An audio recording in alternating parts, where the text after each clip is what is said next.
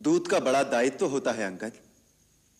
शत्रु को भरी सभा में अपने स्वामी का संदेश सुनाना और अपनी बात से सहमत कराना, अपने स्वामी की शक्ति का इस प्रकार बखान करना कि अपने स्वामी का सम्मान भी बना रहे और सामने सुनने वाले को अपना निरादर भी ना लगे। आत्मसंयम दूत का सबसे बड़ा गुण है अंगद।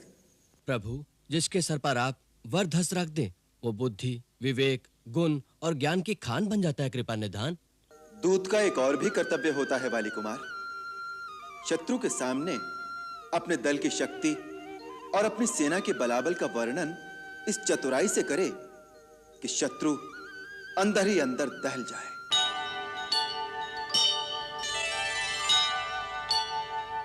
श्री राम की अंतिम चेतावनी तुम्हें सुनाता हूं। उन्होंने कहा है कि मैं तुम्हारे अपराधों का दंड देने लंका के द्वार पर आ गया हूं।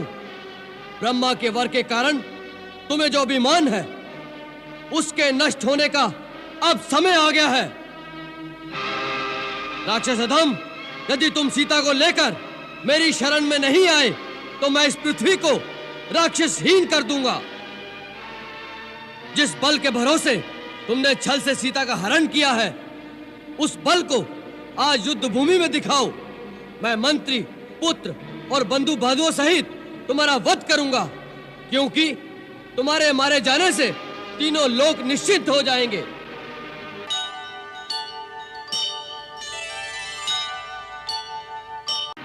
प्रतिशोध वीरता की निशानी नहीं होता और कायर कभी शत्रु को क्षमा करने का साहस नहीं कर सकता।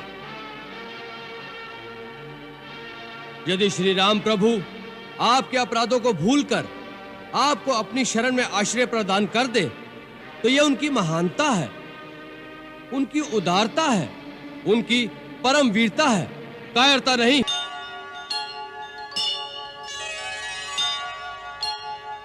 महाराज, सभ्य देशों के राज दरबारों का विधान है कि दूसरे राज्य से आए हुए राजदूत का आदर करके पहले उसे आसन दिया जाए, फिर सम्मान सहित उसका आतिथ्य करके उससे उसके आने का कारण पूछा जाए।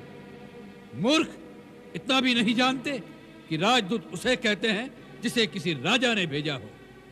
जंगल से आए हुए किसी भिखारी के भेजे हुए वानर को राजदूत नहीं कहते। आप राजा की बात करते हैं लंकेश्वर? मैं जिनका दूत हूँ वो तो राजाओं के भी राजा हैं, राजेश्वर हैं। वो केवल इस भूमि खंड के ही नहीं वरन तीनों लोकों के स्वामी हैं। देवताओं, वेदों और विधि के भी वही नायक हैं। मैं उन्हीं त्रिलोकेश्वर का, श्री राम का